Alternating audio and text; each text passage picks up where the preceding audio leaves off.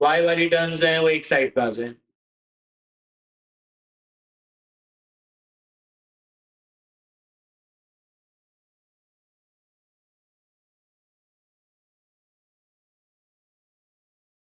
आगे तुम्हारे दोस्त।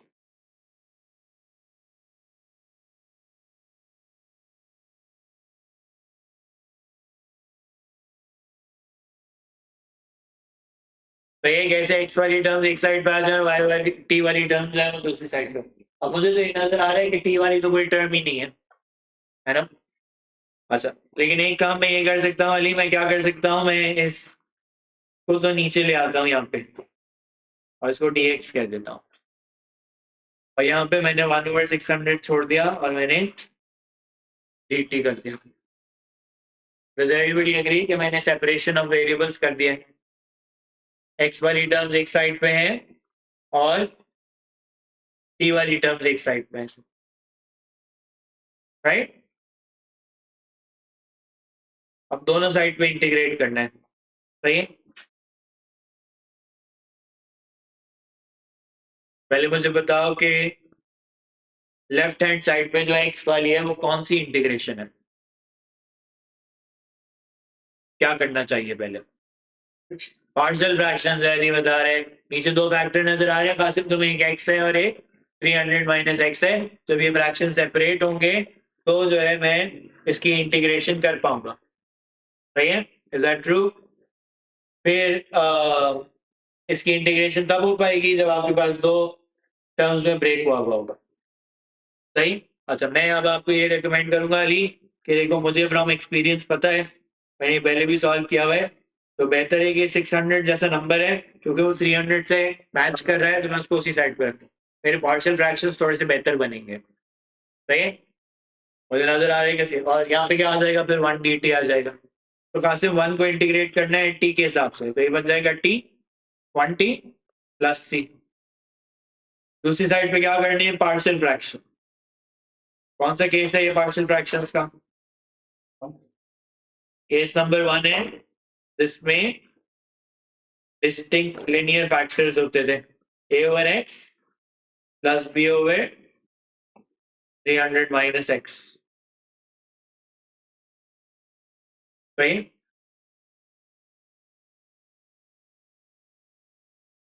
एलसीएम ले लेता हूं।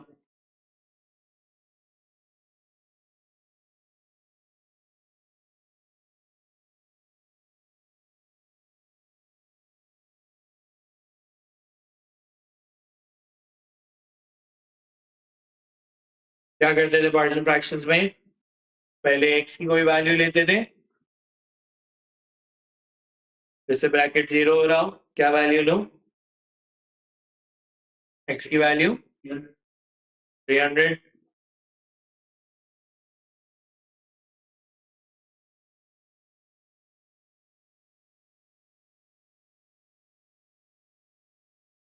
b इक्वल्स टू 2, सही है।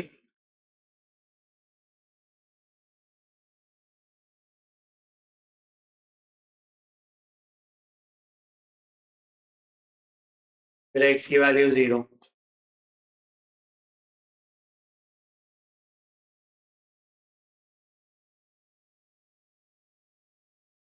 a की वैल्यू भी 2 आ गई, सही है। तो ये पार्शियल फ्रैक्शन ब्रेक हो गए, 2 over x plus 2 over 300 minus x, और दूसरी साइड पे आ गया 1 dt और t प्लस सी, सॉरी t प्लस सी, यहाँ पर dx लिखा हुआ।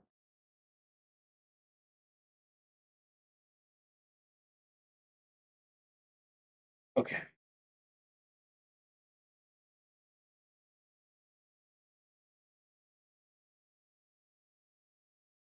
कैसे करेंगे 2 ओवर x को इंटीग्रेट, 1 ओवर x की इंटीग्रेशन होती थी ln x, तो ये बन जाएगा 2 ln x, और दूसरा क्या बन जाएगा 2 ln 300 minus x divided by -1 equals to t plus सी।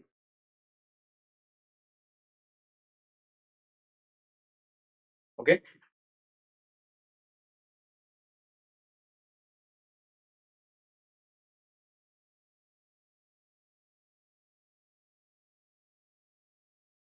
अब लास्ट क्लास में मैंने कासिम ये बताया था कि यहाँ तक इंटीग्रेट किया तो ये जो सोल्यूशन आया हुआ है इसको हम कहते हैं this is a general solution. General solution का मतलब होता है कि सी अपनी जगह पे सी रहेगा। कभी कभार अब मैं कहता हूँ इस क्वेश्चन में मैंने कहा पर्टिकुलर सोल्यूशन या स्पेसिफिक सोल्यूशन, तो उसमें सी की वैल्यू निकालनी होती है। अब तुम्हारे पास कोई कोऑर्डिनेट्स नजर आ रहे हैं तुम्हें 50 एंड 0, तो तुमने 50 50 0 प्लस, तो सी की वैल्यू बन रही है 2ln 50 माइनस 2ln 250, ऐसे ही है। अब और क्या करना है, उसने कहा find the particular solution giving your answer as an expression for x in terms of t,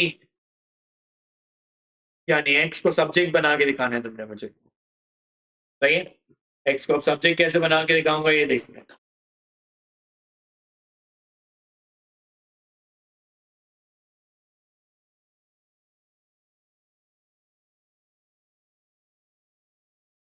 तो मैंने दोबारा थोड़ा सा स्क्रॉल कर रहा हूँ, सही है। मैंने दोबारा अपना एक्सप्रेशन पहले लिख लिया।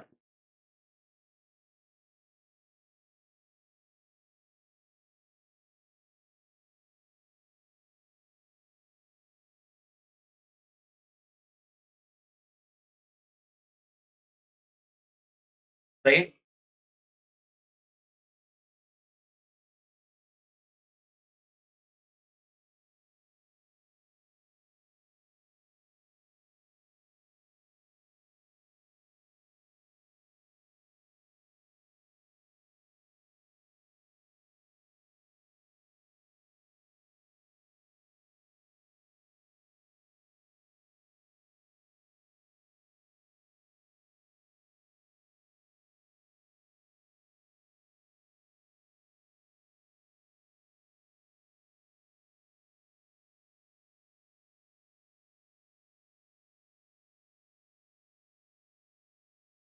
ओके, तो मैं x को सब्जेक्ट कैसे बनाऊं बता।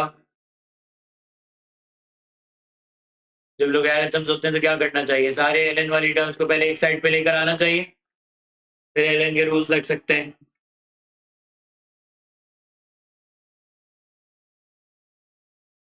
-2ln 50 plus 2ln 250 equals to t.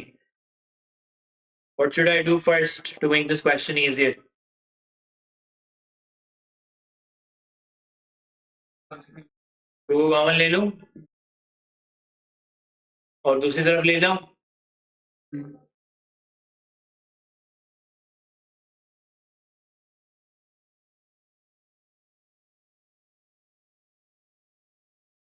तो ये टू दूसरी तरफ चला गया। और मुझे बताओ कि ln के रूल्स क्या होते हैं, कि जो प्लस हो रहे होते थे लोगैरिथम्स वो आपस में मल्टीप्लाई होते थे, और जो माइनस हो रहे होते थे वो डिवाइड, तो सारे डिवीजन में आ जाएंगे। तो मुझे बताओ प्लस वाले कौन कौन से, नहीं 50 तो माइनस वाला है, x और 250, और डिनोमिनेटर में क्या क्या है 50 और 300 माइनस एक्स, और ये बन गया t/2, राइट।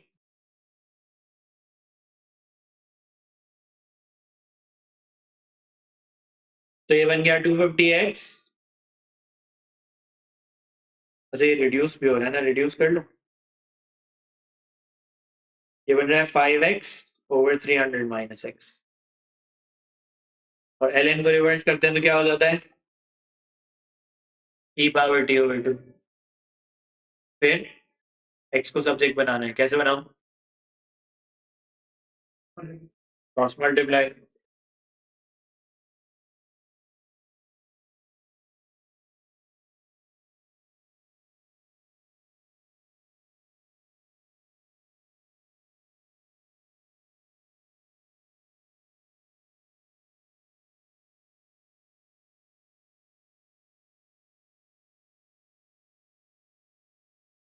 x को एक साइड पे ले आऊं,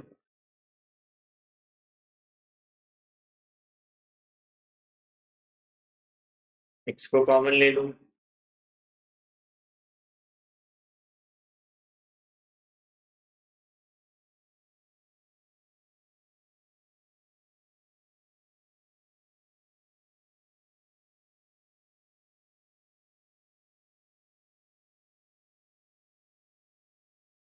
क्या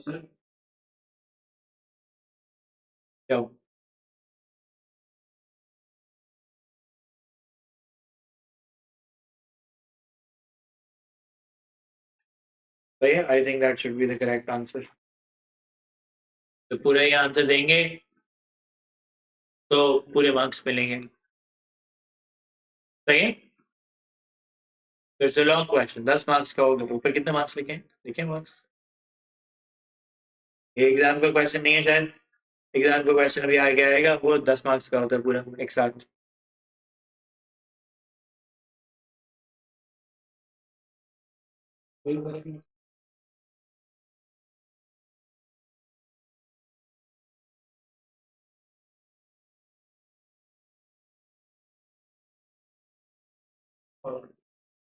बेटा कोई भी हो सकता है, तो कहीं भी 10 मार्क्स आ, लेकिन जनरली डिफरेंशियल इक्वेशन का सवाल, जब सवाल आएगा तो 8 से 10 मार्क्स का ही होगा। डिफरेंशियल इक्वेशंस कभी भी छोटे क्वेश्चन में। सही हो गया? एक 8। सही। The variables x and y are related by the differential equation this. When x equals to 2, y equals to 0, solve the differential equation, obtaining an expression for y in terms of x. सही? क्या पहला step क्या था? Separation of variables. करो separation of variables, क्या होगा? किस side पे x को होना चाहिए, किस साइड पे y को होना चाहिए? x को राइट हैंड साइड पे तो ये 1/x dx बनना चाहिए, ऐसा ही है? सही है? कासिम ये चीज समझ आई? जिस हिसाब से हम शफल अराउंड करते हैं, प्लस माइनस यू मूव नहीं कर सकते। उसकी वजह ये, अब किसी ने आजाद में मुझे कहा था सर आप प्लस वाई स्क्वायर करके इधर ले आए, लेकिन उसके सामने पर डी वाई नहीं रहेगा, तो अलहदा से आ जाएगा। ये डी वाई और डी एक्स टेक्निकली पूरे एक्सप्रेशन के साथ मल्टीप्लाई हो रहे होते। सही? दोनों साइड पे इंटीग्रेट करना है। राइट हैंड साइड पे तो सिंपल इंटीग्रेशन है, 1/x की क्या हो जाती है?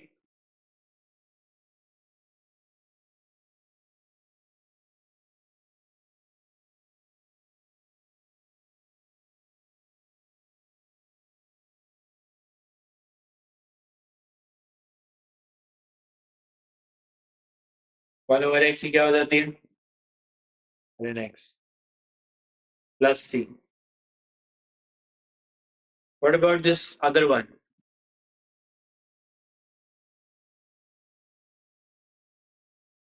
कैसे? हाँ, तो क्या करूं पहले?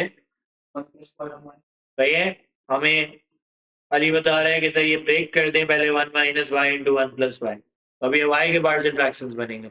अली अगर मैं सिर्फ तुम्हें टेस्ट कर रहा हूँ, मुझे बताओ अगर ये 1 + y² होता, tan इनवर्स वाली इंटीग्रेशन हो जाती, जो अब बहुत कॉमन हो गई है पास्ट पेपर्स के अंदर। सही है? 1/1 + y² नमीर होता है, तो ये tan इनवर्स की इंटीग्रेशन बन जाती है, tan inverse y = ln x + c। Okay, अभी ये ब्रेक हो गया पार्शियल फ्रैक्शन में, क्योंकि माइनस था इसके बीच में। पार्शियल फ्रैक्शन करते हैं। अब भाई पार्शियल फ्रैक्शन में एक्स और वाई को आपने अपने हिसाब से चेंज कर लेना है भाई। ये किसी को मैंने देखा था, अभी मैंने स्कूल के मिड टर्म में दिया था, तो एक स्टूडेंट घबरा गया था कि सर ये क्या हो गया, ये वाई कैसे आ गया पार्शियल फ्रैक्शन? भाई है तो आ गए।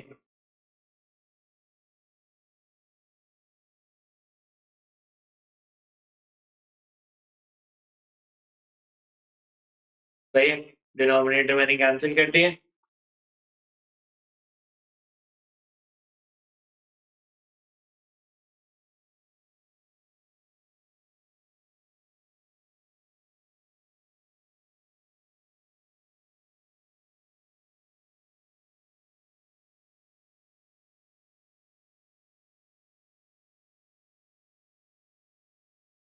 ओके,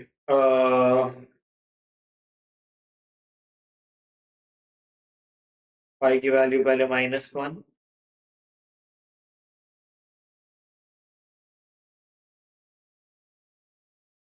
तो बी की वैल्यू आ रही है हाफ।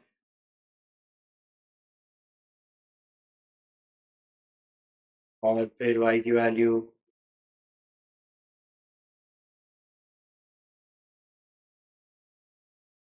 1,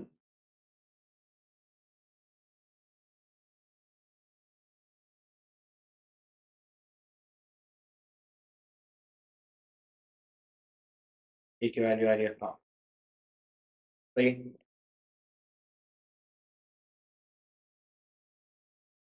अच्छा मैंने बताया था कि हाफ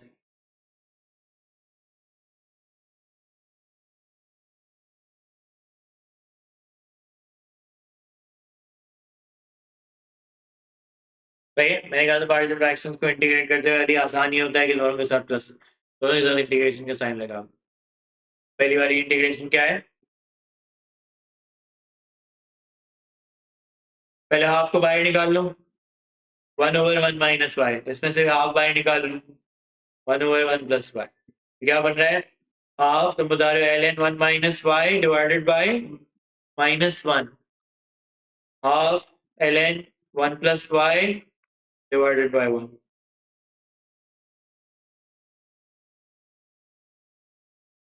सही। तो minus half L N 1 minus Y plus half L N 1 plus Y equals to L N X plus, तो क्या x equals to 2 y equals to 0।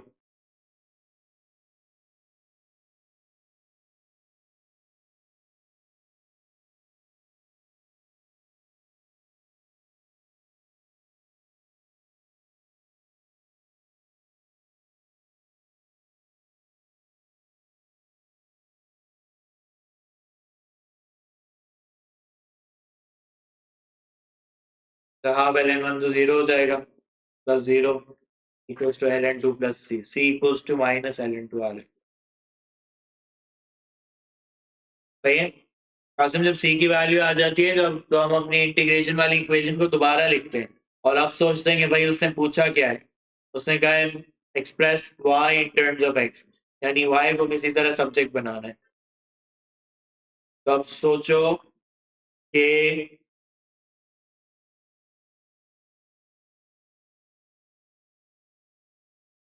What should be my next step.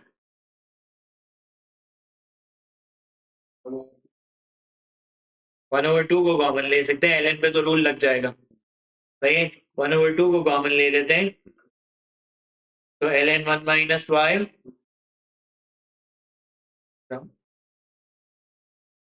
Plus ln 1 plus Y,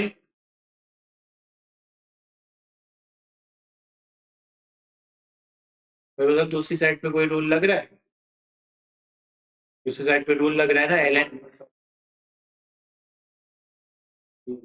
सही है ln x divide by 2 हो गया।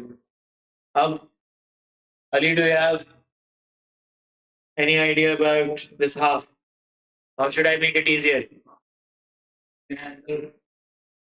उसको उधर ले जाओ 2 बन जाएगा, मुझे फ्रैक्शंस बुरे लगते हैं सही है, तो मैं ये करता हूँ कि मैं इसको उधर ले जाता हूँ ताकि अगर करना भी उसको पावर भी बनाना तो स्क्वायर बने रूट ना बने सही है।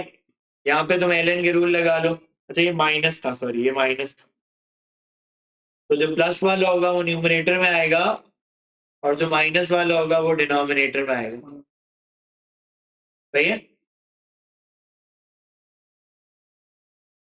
तो अब इसको लेके भी जाना है ऊपर तो लेके तो जाना पड़ेगा क्योंकि एल एन को बराबर करना है, यानी एल एन को खत्म करना है मुझे, टेक्निकली कैंसिल तो नहीं होते एल एन, लेकिन मैं इनको यूं रिमूव कर देता हूँ क्योंकि दोनों साइड पे बराबर है। तो ये बन गया 1 plus Y over 1 minus Y equals to X square over 4।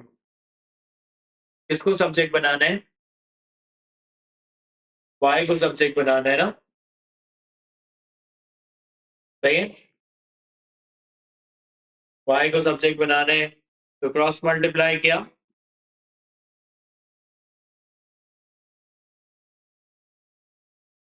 Y को एक साइड पे गैदर किया,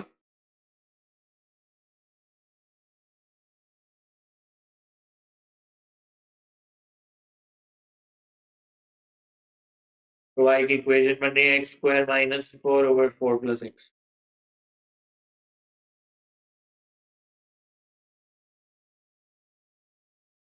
इसीलिए कहता हूँ प्रैक्टिस करें इंटीग्रेशन की बहुत सारी।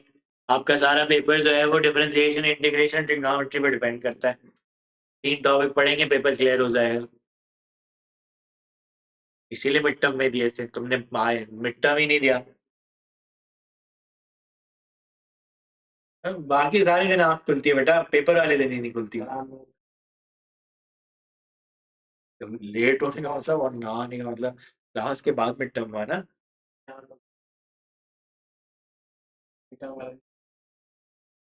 होना ही नहीं चाहिए ना लॉरेंस। और एग्जाम वाले दिन ऐसा हो गया फिर, तो अभी भी पैसे भर रहा है भाई, मुफ्त में थोड़ी पड़ रहा है।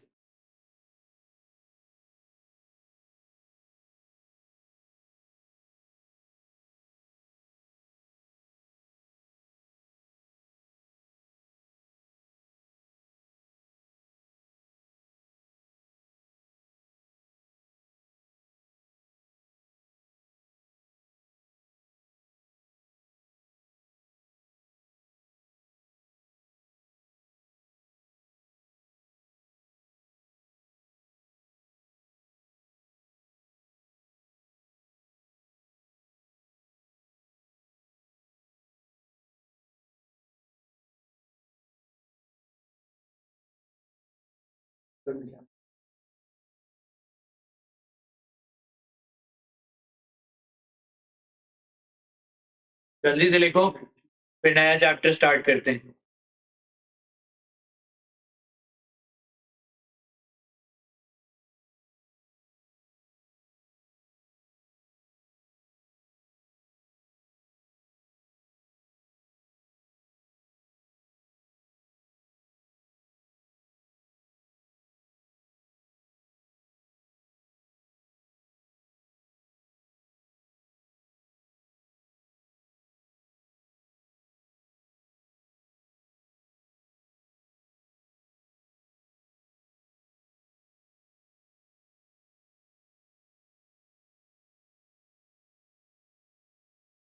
हो गया,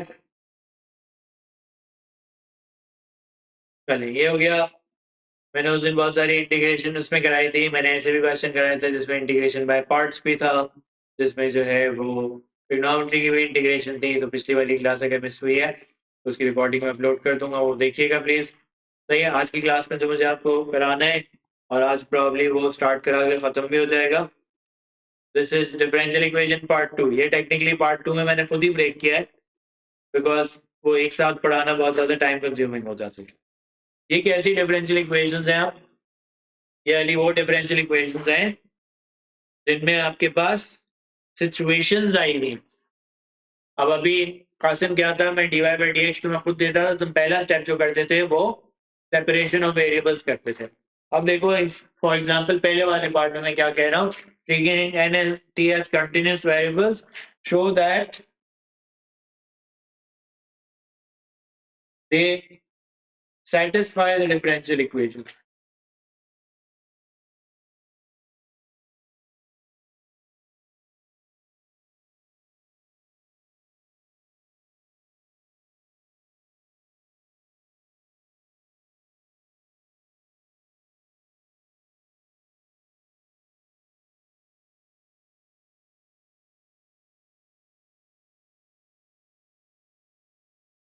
ये भी आज मैं करता हूँ सैटरडे वाली रिकॉर्डिंग।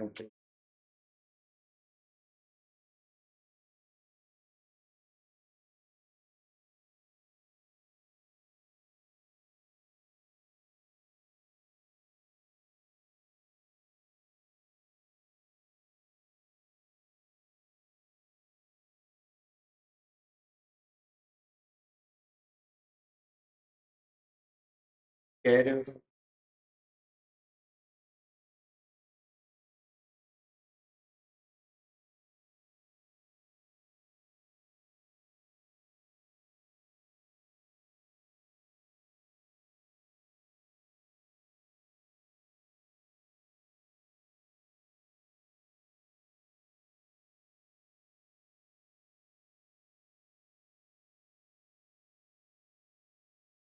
एक मिनट रुको जरा, इंटरनेट फ्लक्चुएट करे, मैं करूँ।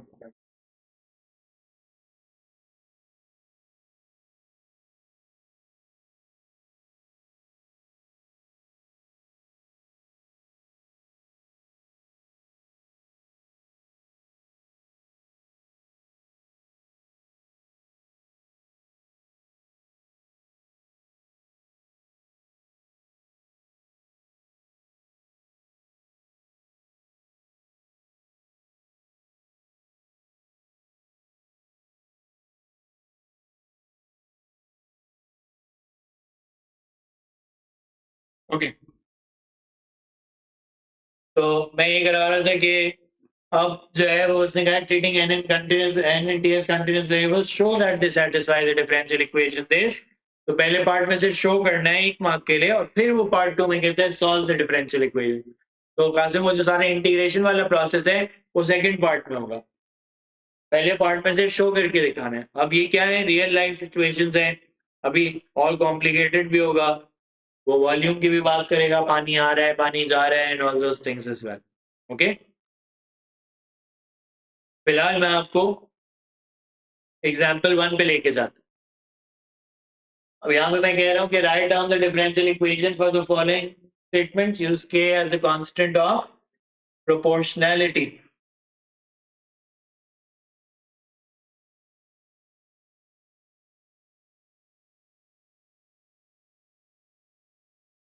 I wasn't speaking for the last 2-3 minutes. Use K as a constant of proportionality. ये कहता है the radius R is increasing at a constant rate. सही है अब इन सारों को कासिम साहब फोन रखते हैं प्लीज इन सारों को आपने डिफरेंशियल इक्वेशन की फॉर्म में लिखना है कैसे लिखेंगे अली मैंने कहा क्या चीज इंक्रीज कर रही है रेडियस इंक्रीज कर रहा है तो कासिम इसका क्या मतलब होगा D R over D T at a constant rate constant मैंने कह दिया कि हाँ ये उसी तरह का है majority questions rate of change के ऊपर ही होते हैं कि पानी आ रहा है पानी जा रहा है उसमें जो है वो आप निकालेंगे वॉल्यूम कैसे चेंज हो रहा है सो ऑन सही है तो अब टेक्निकली वो रेट ऑफ चेंज और इम्प्लिसिट डिफरेंशिएशन मिक्स हो जाएगा कि एक्स और वाई सब मिक्स होके आएंगे और जो है वो एक साइड पे रेट ऑफ चेंज लिखा हुआ होगा अब इसको ट्रांसलेट करो the length of a metal x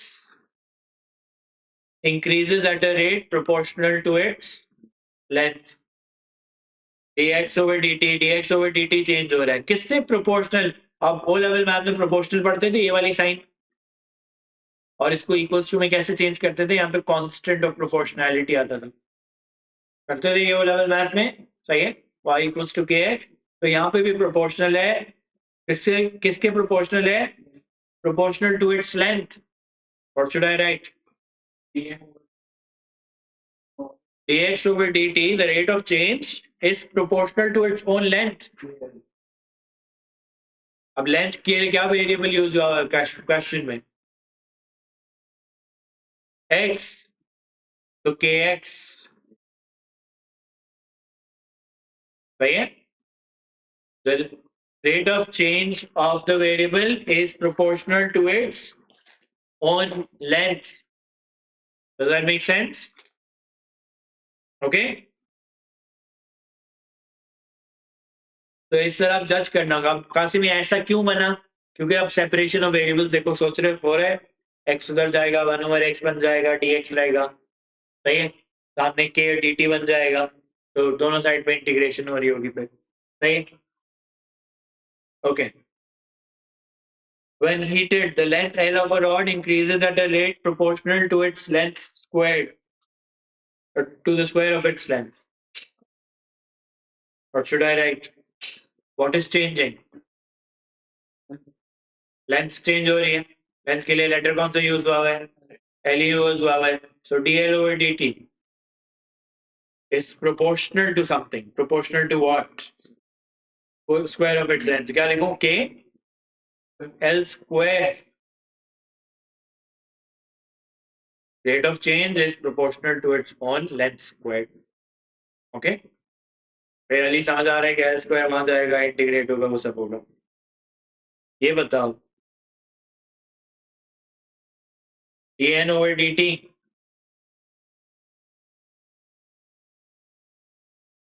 increases at a rate which is inversely proportional inversely proportional में क्या करते थे वो लेवल मैथ में 1 over लिखते थे या k over something लिखते थे k over n proportional to its own value again k over n सही है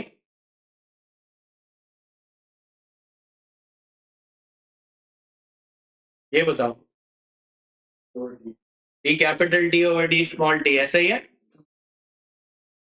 decreases at a rate proportional to its value at any time. Minus लगा देंगे. Good. Minus k times t, capital T. right? It's proportional to, but decreases at a rate proportional to its own value at any time.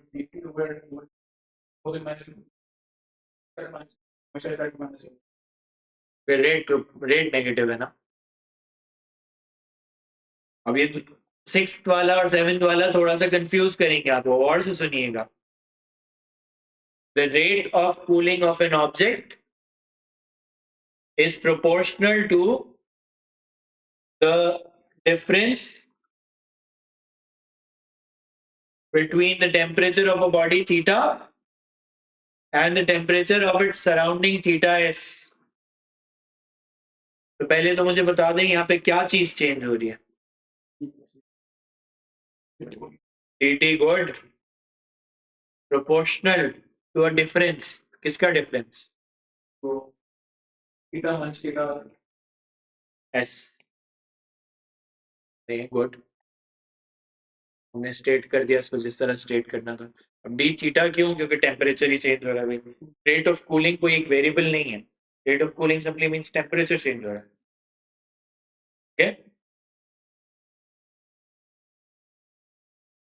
Okay, 7. At any time t days.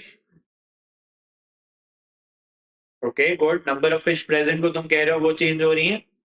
कैसे change हो रही है? सवाल ये.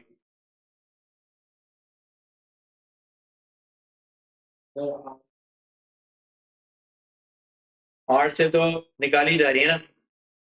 Birth rate भी तो है उनका. तो आप सोचो नंबर ऑफ फिश कैसे चेंज हो रही है. बर्थ रेट भी है, फिश ऐड भी हो रही है, और अभी हम फिश निकाल भी रहे. तो TN over DT क्या नेट चेंज को इंडिकेट करता है. सही है बिल्कुल.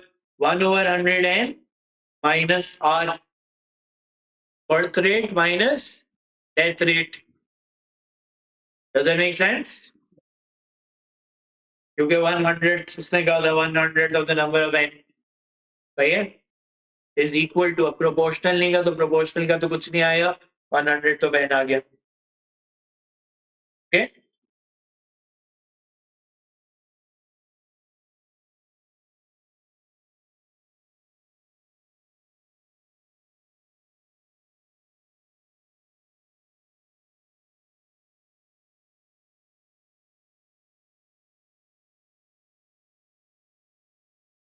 चले आगे.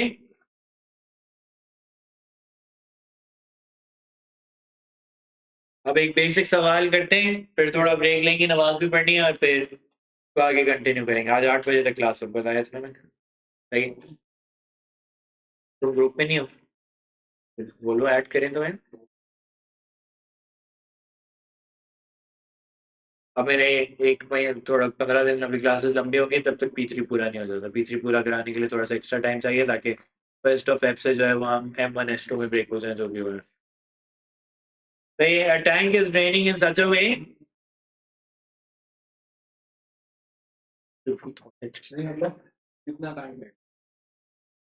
M1 छोटा सिलेबस होता है.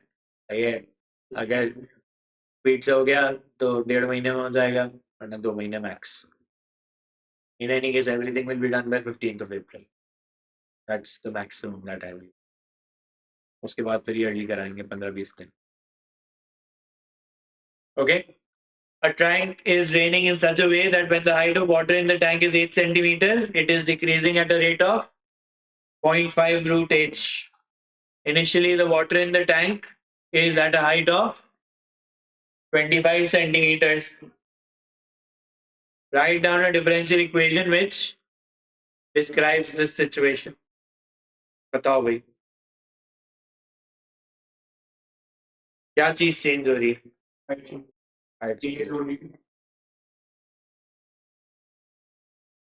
तो कैसे चेंज हो रही है?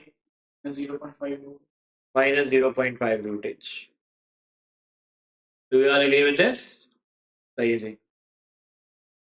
Write down a differential equation था, तो अभी हमने differential equation लिखी है. जब उसको सॉल्व करने को कहूं तो इसका मतलब मैं इंटीग्रेट करने को कह रहा हूं आपको, सही है। I will then ask you to integrate, okay. अब पार्ट बी में इंटीग्रेट करना है। बताओ इंटीग्रेशन के लिए पहले क्या करना पड़ता है? Separation of variables. पता है, सेपरेट करें वेरिएबल्स को। रूट एच को यहाँ पे नीचे लाना पड़ेगा, नीचे लाके एच पावर हाफ लिख दूं, क्योंकि मुझे पता है इसको इंटीग्रेट करने के लिए जो भी करना पड़ेगा, लेकिन रूट का तो कोई फायदा ही नहीं। अब दोनों साइड पे integration, 1/√h, 1/h power half,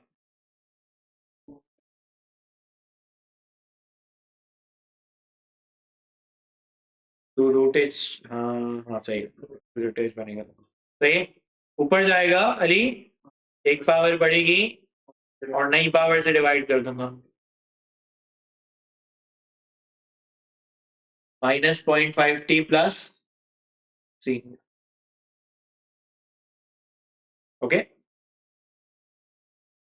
ये बन गया 2h पावर हाफ,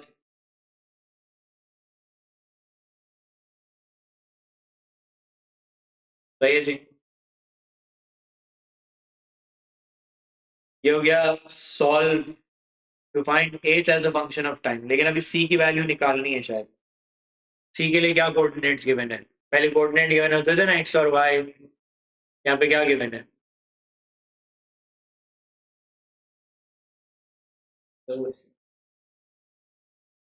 देखो, हाइट 25 है, टाइम कितना है उस वक्त? 0 इनिशियली, सही है। तो h 25 and t is 0।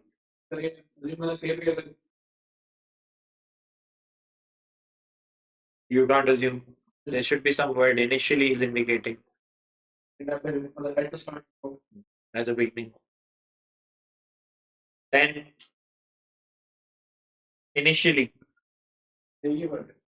Initially का मतलब start में ना, अगर at the start लिखा हुआ तो भी t0 होगा। सही है। अभी आगे जाके थोड़ी सी बातें complicated भी होंगी, we'll talk about all of this, okay?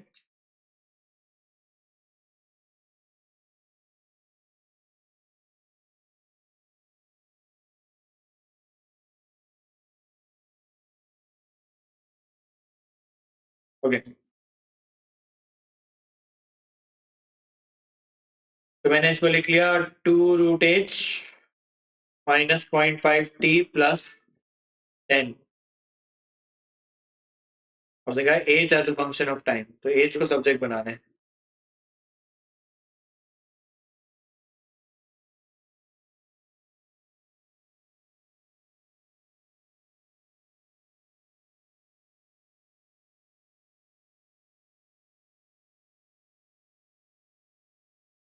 Square, सही है, मैंने इसको सब्जेक्ट बना दिया।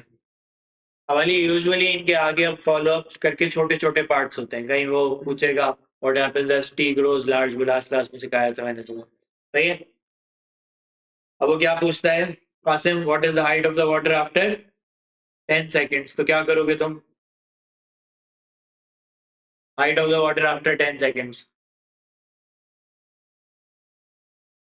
Height of the water after 10 second, simple, T पे 10 लगा दें, सही है, टी पे 10 लगा दें,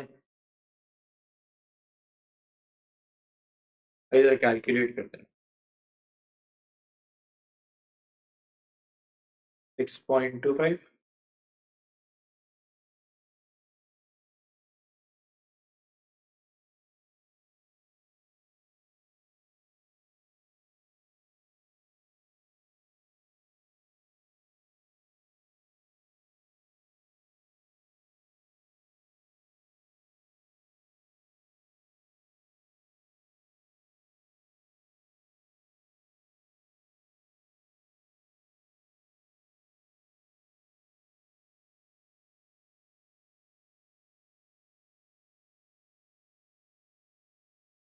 ओके, ये हो गया। How long does it take for the water to reach a height of 5? Height of 5. How long does it take? क्या पूछ रहा हूँ? How long does it take? Time पूछ रहा हूँ। 5 to 5। अब खाली मेरे पास चॉइस है, मैं किसी और वर्जन ऑफ द इक्वेशन में लगाना चाहूँ मैं लगा सकता हूँ। मुझे लग रहा है कि मैं ऊपर वाली इक्वेशन में लगाऊंगा तो ज़्यादा आसान होगा। सही। तो 2√5 फिर हो जाएगा 0.5t।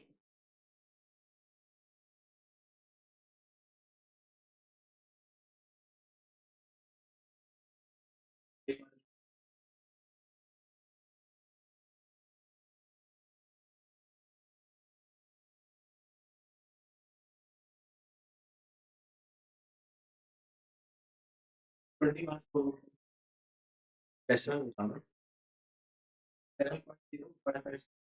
11.1। सही है।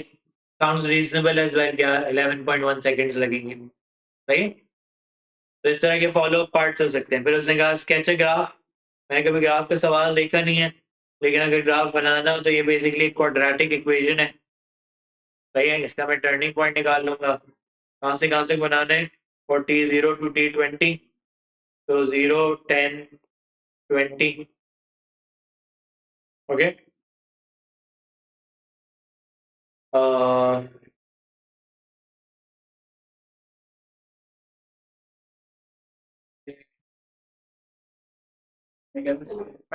कंप्लीटेड स्क्वायर फॉर्म में एक्सपैंड करने की क्या जरूरत है?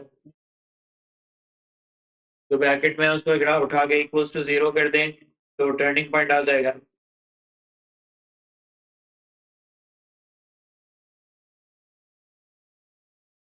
10 डिवाइड बाई 0.5, 20। तो 20 पे टर्निंग पॉइंट है। इनिशियल निकालने के लिए बताया हुआ है उसने। इनिशियल कितनी थी? 25 था। सही। तो 5, 10, 15, 20, 25। तो कर्व जो है वो हैप्पी फेस होगा ऐसा। जरूरी नहीं है ये, वैसे क्वेश्चन का पार्ट है इसलिए मैं कह रहा हूँ बुक का सवाल है ये बेसिकली। लेकिन आ सकता है। लेकिन तुम्हारे इतने ये वाले कर्व्स नहीं आएंगे, तुम्हारे एलएन के कर्व्स या एक्सपोनेंशियल के कर्व्स जो तुम्हारे सिलेबस से रेलिवेंट है। सही है। क्लियर है यहाँ तक? Any questions? No? Then we are going to pause for 10 minutes. नमाज ब्रेक लेते हैं और 10 मिनट के बाद हम दोबारा क्लास को कंटिन्यू करेंगे। अभी इसमें 2-3 मुश्किल सवाल हैं जो तकरीबन 40 मिनट्स में होंगे। तो we should be done by around 7:40, 7:45। Okay. Pause कर दें।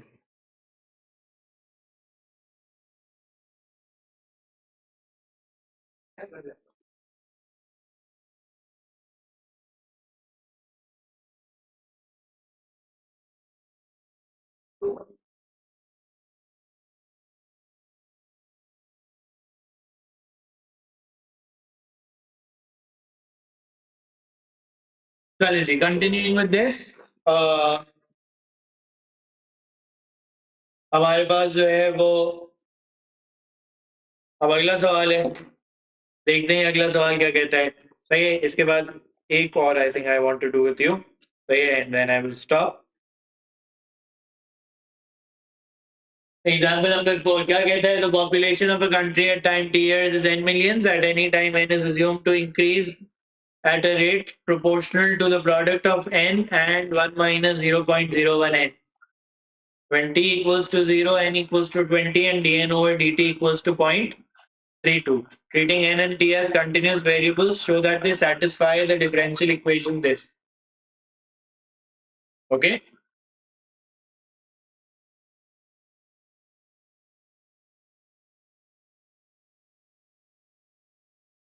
तो मुझे सिर्फ डिफरेंशियल इक्वेशन को बना के दिखाने हैं। क्या लिखा हुआ है ऊपर? At any time n is assumed to increase at a rate proportional to the product of n and 1 minus 0.01 n. Product of n and 0.01 n क्या लिखूं मैं? dn over dt is what? Proportional है। k n and 1 point minus 0.01 n.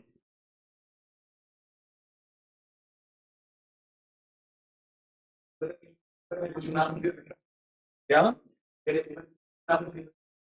अब देखो paper में equation नहीं बनी तो पहले पार्ट में तो मैं आंसर तो दिया हुआ है, तो तुम उसी को इस्तेमाल कर लो। हाँ, एक मार्क वो चला गया। हाँ सही है, लेकिन जरूरी नहीं है कि अली हर उसमें एक इक्वेशन दी हुई, अगला क्वेश्चन मुझे वही करा के तुम्हें दिखाना है कि जिसमें इक्वेशन नहीं दी हुई। सही है, फिर क्या करना है वो आप देखेंगे जब वो क्वेश्चन आएगा अभी।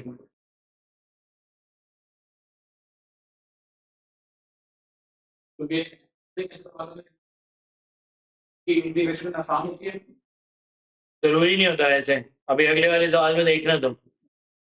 That is what I want to show you कि कभी कभी डिफिकल्टी जो है ना वो इन क्वेश्चंस की काफी ज्यादा बढ़ जाती है, तो you have to be careful about what you are solving. अब यहाँ पे अभी मैंने के एन लिखा है, इसमें क्या प्रूव करके दिखाना है कासिम? मुझे प्रूव करके दिखाना है कि के की वैल्यू जो है वो 0.02 बन रही है। सही है, that is what I have to show you. कैसे शो करूं? अब ये पूरा शो नहीं हुआ है वैसे, अभी तो तुमने ट्रांसलेट किया है सिर्फ। सही है, शो कैसे करोगे? यहाँ पे हमें वैल्यूज गिवन है, किस किस की वैल्यू गिवन है? T0 N20 and DN over DT 0.32। तो K N is 20। सही है, ये कितना बन रहा है?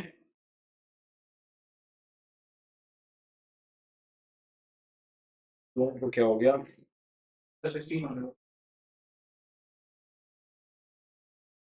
बन रहा है। तो K इक्वल्स टू 0.02 बन रहा है। ओके, तो यानी मैंने प्रूव कर दिया कि DN over DT जो है वो 0.02 N1 minus 0.01 N। सही है, अगले पार्ट में मैंने अभी कह रहा हूँ solve the differential equation. Solve का मतलब होता है इंटीग्रेट करना भाई। सही है, सॉल्व का मतलब है इंटीग्रेट करना। तो कैसे सॉल्व करूं?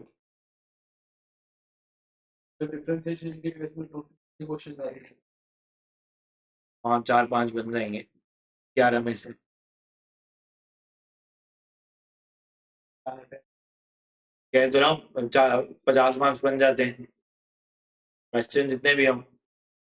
2/3 of the paper is differentiation integration trigonometry।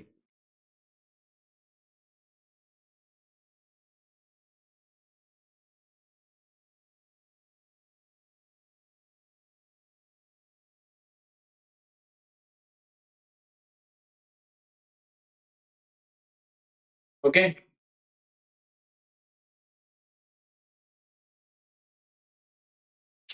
क्या कह रहे हो? आवाज नहीं आ रही है। चैट में लिखो। एक मिनट रुको, एक मिनट।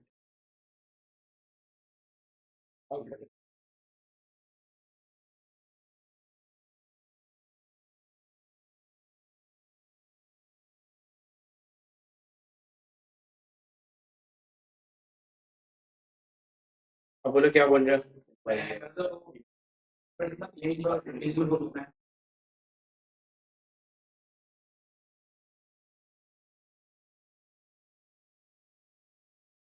अच्छा, ये को इसमें मैं ये समझा रहा था कि पहले तो ट्रांसलेट कर लेना है। n is assumed to increase at a rate proportional to the product of n and 1 minus 0.01 n। तो यहाँ पे मैंने ये प्रोपोर्शनल के लिए k और प्रोडक्ट के लिए मल्टीप्लाई किया n and 1 minus 0.01 n। फिर जो कोऑर्डिनेट्स गिवन थे इनसे मैंने निकाल के k की वैल्यू प्रूफ की है, ये 0.02 आ रही है। तो फिर ये और ये मैच कर रहा है आपस में। सही है, अब आवाज भी आ रही है, अगर वॉल्यूम भी सही कर दिया मैंने।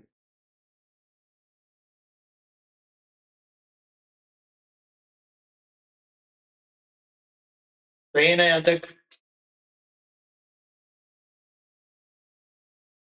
ओके, आगे देखते हैं। सॉल्व द डिफरेंशियल इक्वेशन, अब सॉल्व करनी है भाई। बताओ किसको कहाँ पे मूव करूं?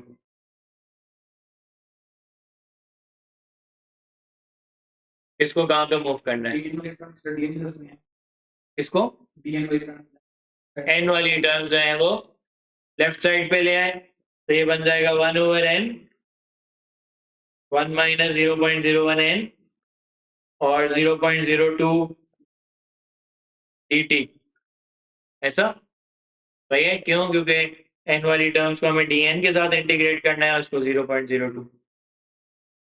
अब आगे क्या करना चाहिए? पार्शियल फ्रैक्शन है फिर से, सही है। जल्दी से मैं सॉल्व करना स्टार्ट करता हूँ। सही है, इसके पार्शियल फ्रैक्शन बन रहे होंगे a/n और b/1 माइनस 0.01n, तो a into 1 minus 0.01n plus bn, सही है। n की वैल्यू यहाँ पे लगाऊंगा 100,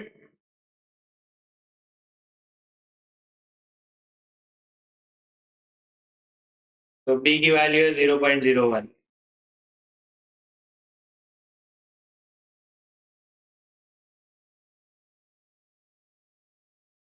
फिर b की वैल्यू लगाऊंगा 0, n की वैल्यू लगाऊंगा 0, सॉरी,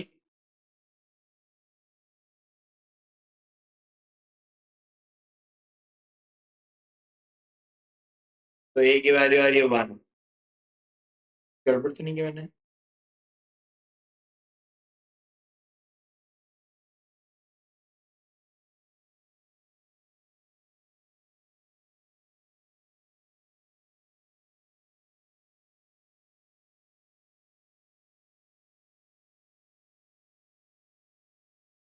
ओके, सही है, कोई गड़बड़ नहीं है। तो ये बन गई integration of 1/n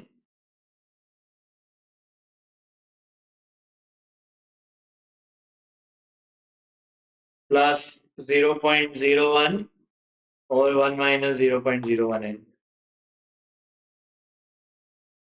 equals to 0.02 t plus c, right? Those are the things that I have. अब मुझे बताओ कि इंटीग्रेशन क्या हो जाएगी? 1/n की इंटीग्रेशन क्या बनेगी? ln n. What about the other one? 0.01 को बाहर निकाल लेंगे।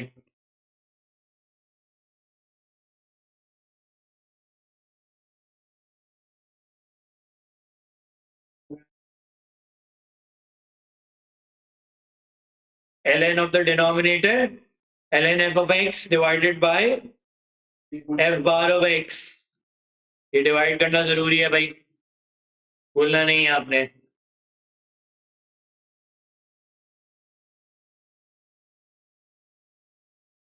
तो ये कैंसिल भी हो रहा है, तो ये बन रहा है ln n minus ln 1 minus 0.01n,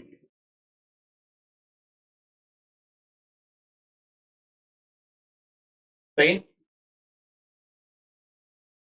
अब n t और dn over dt, n is 20, t is 0, n is 20,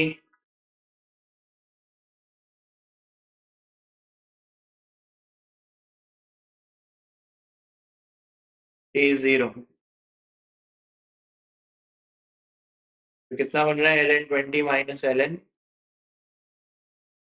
0.8, और ये फिर डिवाइड होके क्या बन जाएगा 20 over 0.8, तो ln 25 is c, सही है।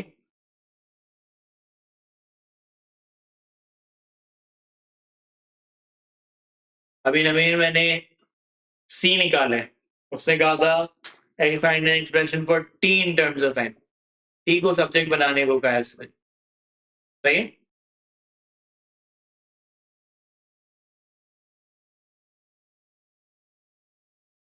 तो ln n minus ln 1 minus 0.01n equals to 0.02 t plus ln 25, t को सब्जेक्ट बनाने भाई,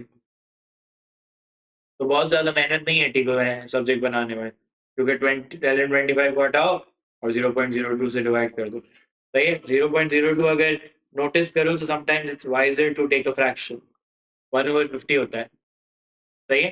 तो क्या हो जाएगा, ये हो जाएगा ln n minus ln 1 minus 0.01n minus ln 25 और 150t, तो 50 क्रॉस मल्टीप्लाई हो जाएगा, सबसे मल्टीप्लाई हो जाएगा।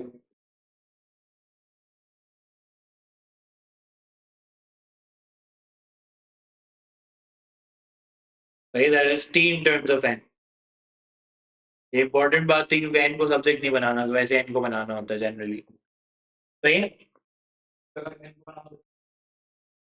फिर वो ई और सब लगाना पड़ता है मुझे। सही है, तो अभी शायद अगले पार्ट में करना भी पड़ेगा मुझे कुछ।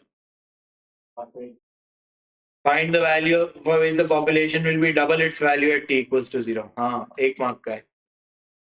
Find the time, टाइम ही ढूंढना है। Double its value at t equals to 0। तो क्या करूं?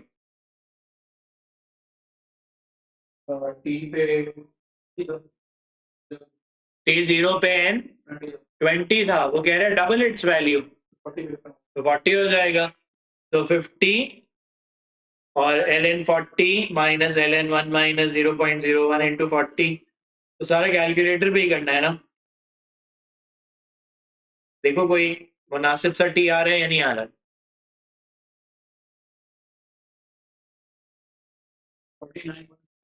49.041, ये ईयर्स में है ना अली, 49.0।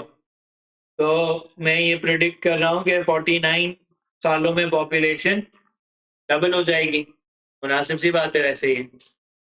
सही,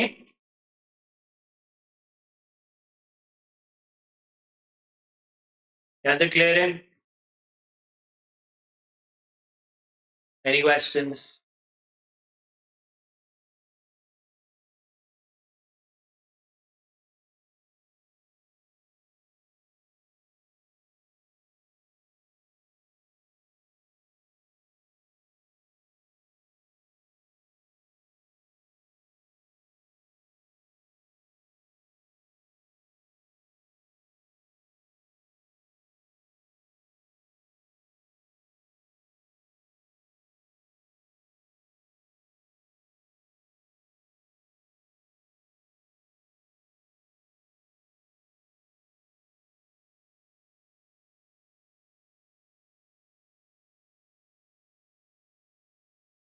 ओके,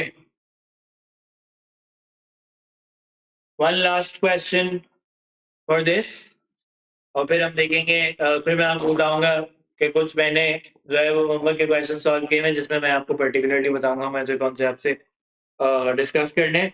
अब इस क्वेश्चन में कुछ बातें नोट करने वाली हैं। सही है, तो इसमें मैं सब आपको वाइंड अप करके टॉपिक पूरा सम अप करके दूंगा। Where a liquid is flowing into a small tank which has a leak. Initially, the tank is empty, and t minutes later, the volume of liquid in the tank is V. अभी तुम बाद में copy कर लेना PDF से, अभी थोड़ा time कम है तो मैं इसको वाइंड अप करने के लिए कर रहा हूँ। सही है, तुम अभी स्क्रीनशॉट ले लो, बल्कि ले लो,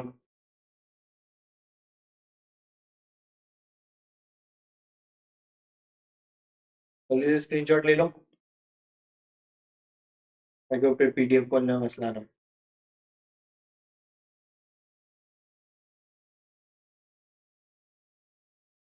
सही है,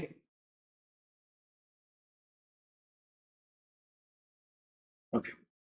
Liquid is flowing into a small tank which has a leak. Initially, the tank is empty, and t minutes later, the volume of liquid in the tank is V. The liquid is flowing into the tank at a constant rate of 80. Because of the leak, liquid is being lost from the tank at a rate which at any instant is equals to kV centimeter cube per minute, where K is a positive constant. अब गासिम वो कहते हैं write down a differential equation describing this situation and solve it to show that। उसने पहला part तुम्हें जो तुम कह रहे थे नहीं प्रूव हुआ, अली पूछ रहा था नहीं प्रूव हुआ तो क्या करें, मैंने कहा आंसर दिया है पहले पार्ट का। और कुछ क्वेश्चंस होते हैं जिसमें पहले पार्ट का आंसर नहीं दिया। ये किसका आंसर, ये फाइनल आंसर है, इसमें सब कुछ करके तुम्हें ये ला के दिखाना है, तो तुम्हें फाइनल आंसर पता चलेगा कि सही आया या नहीं आया। और अगर नहीं आया, तुमने अगर स्टार्ट ही गलत किया तो सारा क्वेश्चन चला गया, क्योंकि integration let's say Ali partial fraction की होनी थी, तुम जो है वो एक्सपोनेंशियल की करके आ गए, तो गलती होगा, जाहिर सी बात है सारा। तो पहला पार्ट भी इंपॉर्टेंट है, right down a differential equation भी इंपॉर्टेंट बात है। यार ज़ूम क्यों तंग कर रहा है मुझे।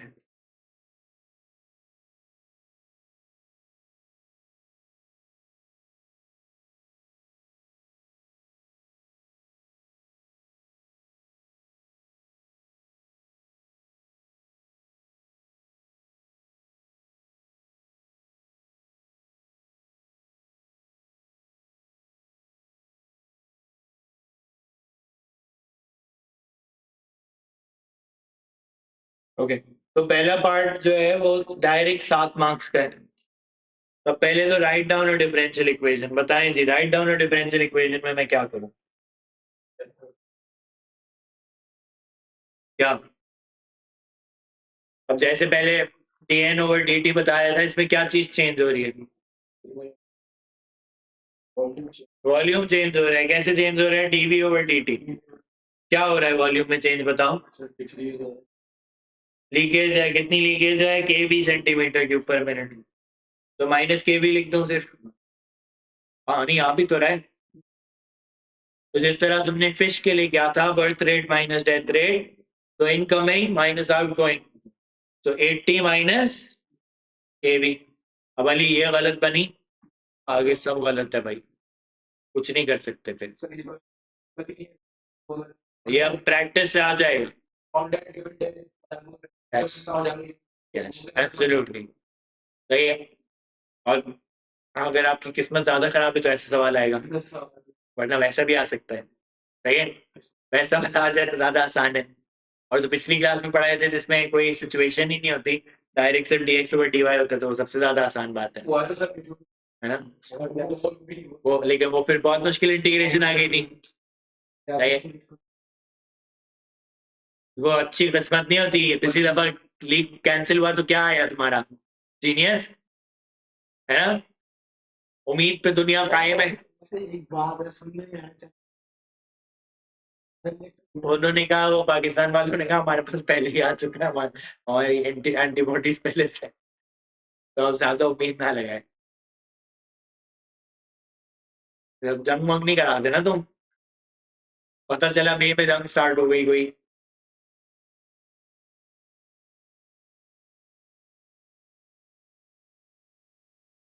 चले, अब इसको इंटीग्रेट कैसे करेंगे? अब इसको इंटीग्रेट भी करके दिखाना है ना।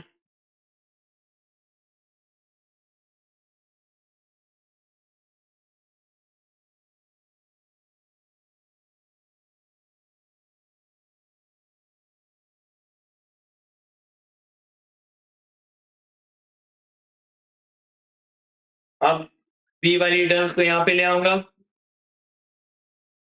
डीवी आ जाएगा उनके सामने, और 1 dt आ जाएगा। दोनों साइड पे इंटीग्रेशन हो जाएगी। एक ही इंटीग्रेशन है, तो ये हो जाएगी ln 80 minus k we over minus k, सही, इक्वल्स टू टी प्लस सी। अब अली दो अननोन्स है, हाउ डू आई फाइंड? क्या दिए हुए? तो पार्ट 2 में दिए हुए। के को तो के ही रहने देना, के नहीं ढूंढना, के आंसर में भी है। सी ढूंढना है तुम्हें। इनिशियली क्या है? टी जीरो है। The tank is empty, volume भी जीरो है। सही है, टी जीरो है तो वी भी जीरो है, तो ln 80 माइनस जीरो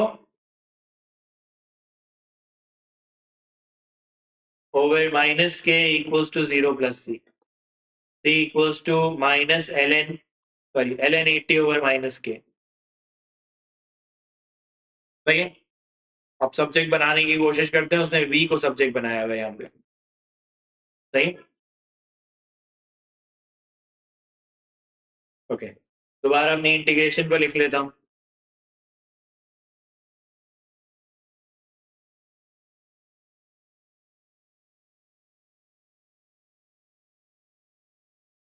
अब बताओ, how do I simplify this?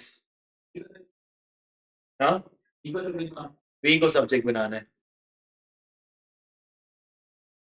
क्योंकि वी ऊपर सब्जेक्ट बना हुआ है ना।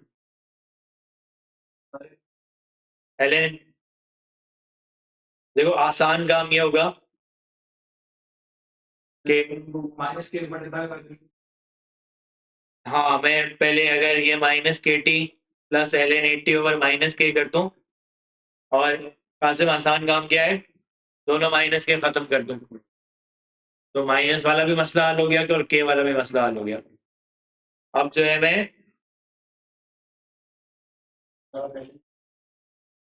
हाँ अब एल एन के रूल लगा लें गुड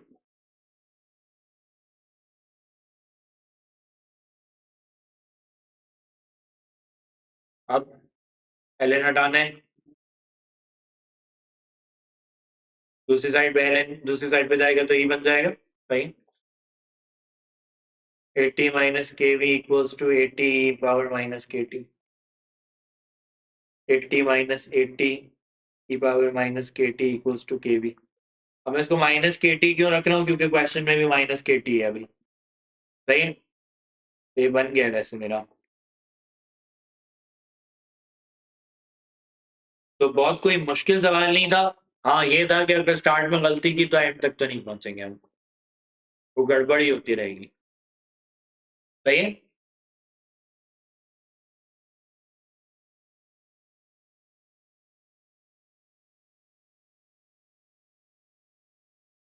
चले फिर अब पहले सुन ले ये जो सेकंड पार्ट है इसमें ये कहता है यूज एन आइटरेटिव फॉर्मूला ये एक दूसरा चैप्टर है and to find the result of each iteration correct to 4 significant figures मैं आपको बता रहा हूँ इससे k का आंसर आ रहा है 0.14 मुझे याद है तो मैंने पार्ट 2 का आंसर लिख दिया ये दूसरे किसी चैप्टर का है वो अगली क्लास में सीखेंगे सही है सैटरडे की क्लास में आइटरेशन ही पढ़ाने मुझे पार्ट 3 मुझे आपको दिखाना है इसलिए मैं आपको पार्ट 2 का आंसर बता रहा हूँ वो कहते हैं determine how much liquid is there in the tank 20 minutes after the liquid started flowing and state what happens to the volume of the liquid in the tank after a long time। तो part 3 जो कह रहा है पहले तो 20 minutes की बात कर रहा है 20 मिनट्स कैसे निकालूं ई की जगह 20 लगा दूं टी की जगह 20 लगा दूं के की वैल्यू मैंने आपको बता दी है सही है के की वैल्यू पार्ट 2 से आनी है वो मैंने आपको बता दी है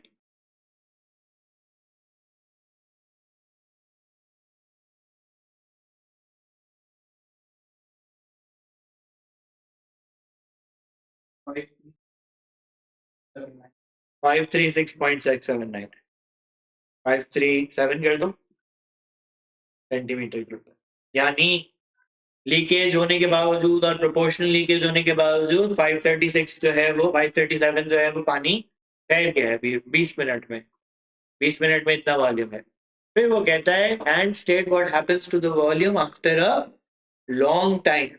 तो उस दिन कासिम हमने पिछली क्लास में ये सीखा था कि पिछली क्लास में क्वेश्चंस आए थे तो आफ्टर अ लॉन्ग टाइम में क्या करते हैं दो काम कर सकते हैं एक काम तो ये कर सकते हैं कि हम अपना कैलकुलेटर उठाएं और कैलकुलेटर में क्या करें हमने कहा था अली हम 9999 लगा देते हैं क्योंकि सारा ही डेसिमल में है देखते हैं कैलकुलेटर आंसर देता है नहीं देता ज्यादा लगा दो लेकिन कैलकुलेटर बहुत नंबर बड़े नंबर्स पे एरर दे देगा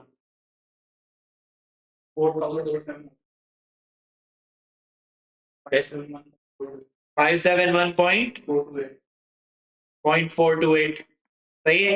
अब तुम जितनी भी बड़ी वैल्यू लगा दो तुम कासिम कह रहे हो कि कौन 9 लगा दे लगा दो भाई एक और 9 उससे बहुत ज्यादा 9 लगा दो कम भी करेगा तो भी इतना ही रहेगा सही है। व्हाट इज हैपनिंग इज कि वैल्यू एक सर्टेन अमाउंट को अप्रोच कर रही है वो क्या रहा है कासिम मैं लास्ट क्लास में बता चुका हूँ सही है नबी हमने लास्ट क्लास में क्या सीखा था कि देखो ये ई पावर माइनस जो लिखा हुआ है ये एक्चुअली डिनोमिनेटर में होना चाहिए सही है माइनस को पॉजिटिव करूंगा तो ई पावर 99999 अगर कर दिया जाए तो इन्फिनिट नंबर बन जाता है very large number what is that very large number doing it is making this fraction approximately zero ये बन रहा है 80 over a very large number calculator से पूछोगे 80 ओवर ई पावर 99999 तो कैलकुलेटर बताएगा जीरो सही है कैलकुलेटर बताएगा आपको जीरो तो यानी इस वाली वैल्यू की ये वाला जो पार्ट है इसकी वैल्यू बन जाती है जीरो एक मिनट रुक जाओ, जूम ऑफ हो गया।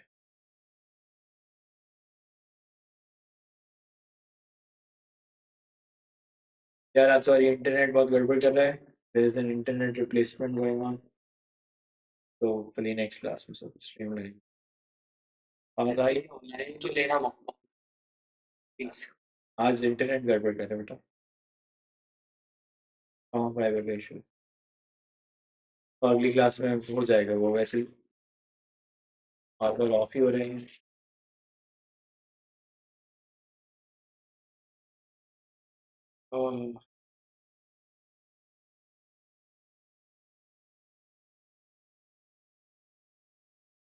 याद नहीं मुझे, मेरे पास नहीं है।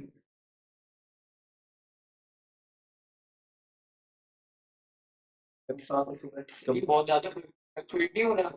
आज इंटरनेट का इशू है भाई, स्टॉर्म फाइबर वालों ने पता नहीं क्या किया काम से। तो अब नेक्स्ट क्लास में ऐसे भी इंटरनेट रिप्लेस हो रहा है तो सही हो जाएगा। तो एमजीबी तो आने वाला है। दुआ करें आ जाए पाकिस्तान में। नहीं आ रहे तो एक चैनल चल रहा है। चले, अच्छी बात है, देखते हैं। अच्छा ये सुनो, आखिरी बात पहले सुन ले, आखिरी बात ताकि मिस ना हो जाए। मैंने क्या कहा अमीर के, ये फ्रैक्शन हो गया 80 ओवर सम इन्फिनिट नंबर, तो anything over infinity is zero, तो यानी ये वाला पार्ट जो है वो बेसिकली जीरो बन गया। तो रह क्या गया तुम्हारा 80 यहाँ पे रह गया और 0.14 डिनोमिनेटर में रह गया। अगर अली हम सिर्फ 80 डिवाइड बाय 0.14 कर लें तो भी आंसर यही आएगा। सही है, वही आंसर आ गया जो पहले आया था। तो यानी कैलकुलेटर ने लार्ज वैल्यू से भी वही काम किया जो हम मेंटली यहाँ पे कर रहे थे। ये इंडिकेट क्या करता है, ये given all of this situation, ये जो पानी आने की और पानी जाने की सिचुएशन है, कि तुम बहुत देर तक भी टैप खुला रखो तो इससे ज्यादा वॉल्यूम नहीं भर सकता भाई। सही है, अभी अभी वॉल्यूम में मैंने तुम्हें कहा है, ये तुम सोचो बैटरी की चार्जिंग में ये लगा सकता हूँ कॉन्सेप्ट कि चार्ज कितना आ रहा है, डिस्चार्ज कितना हो रहा है। इलेक्ट्रिसिटी ग्रिड्स की अब बात कर ले, सही है, वेरी इंपॉर्टेंट है कि भाई कैपेसिटी कितनी होनी चाहिए ग्रिड। सर इसका कॉन्सेप्ट बिल्कुल सही है, उसी तरह का है। सही है, लेकिन क्योंकि यहाँ पे ज्योमेट्रिक प्रोग्रेशन कोई नहीं बन रही, इन्फिनिटी से इन्वॉल्व हो रहा है। सही है, तो कैपेसिटी से रिलेटेड ये बड़ा इंपॉर्टेंट एप्लीकेशन है। सही, क्वेश्चन है कि बिकम्स लार्ज मतलब कि इन्फिनिटी पे जा रहा है। सही है, बिकम स्मॉल तो जीरो पे जा रहा है। ओके, अच्छा फिर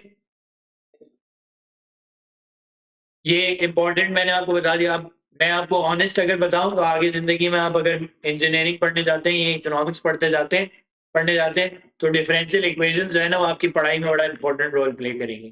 पूरे कोर्सेज होते हैं जो डिफरेंशियल इक्वेशंस पे होते हैं। ये तो अभी मैंने सिर्फ टिप ऑफ द आइसबर्ग आपको दिखाया है। सही है, उसमें और भी बहुत सारी कॉम्प्लिकेटेड चीजें होती हैं। सेकंड लेवल डिफरेंशियल इक्वेशंस भी होती हैं कि भाई डबल डिफरेंशिएट हुआ है उसको 2 दफा डिफरेंशिएट करके पीछे लाना है। सही है, तो बहुत सारी चीजें भी होती हैं और differential equations in real life applicable होती हैं। आपको नजर ही आ रहा है ना कि मैंने एक रियल लाइफ सिचुएशन ही बनाई है। ओके, तो प्लीज इस टॉपिक को सही से पढ़िएगा। That is the end of integration for you. सही है जी, खत्म है क्लास भी, और इंटीग्रेशन यहाँ पे खत्म हुआ। नेक्स्ट क्लास में जो है वो आइटरेशन पढ़ेंगे। वो लंबा टॉपिक नहीं है, वो जल्दी खत्म हो जाएगा, 1 घंटा लगता है उसको एक्सप्लेन करने में। सही है, चलिए जी, ठीक है, अल्लाह हाफिज़।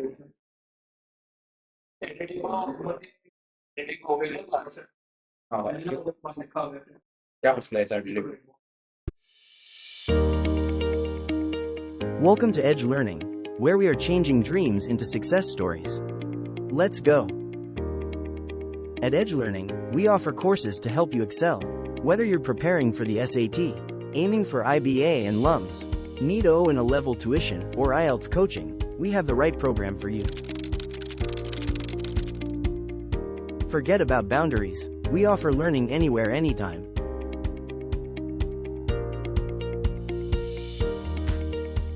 Our expert tutors provide personalized attention in various batch sizes and one-on-one sessions, along with pre-exam review workshops to ensure you perform your best on test day. Join us at Edge Learning and take the first step towards turning your dreams into reality. So what are you waiting for? Register now, or call us.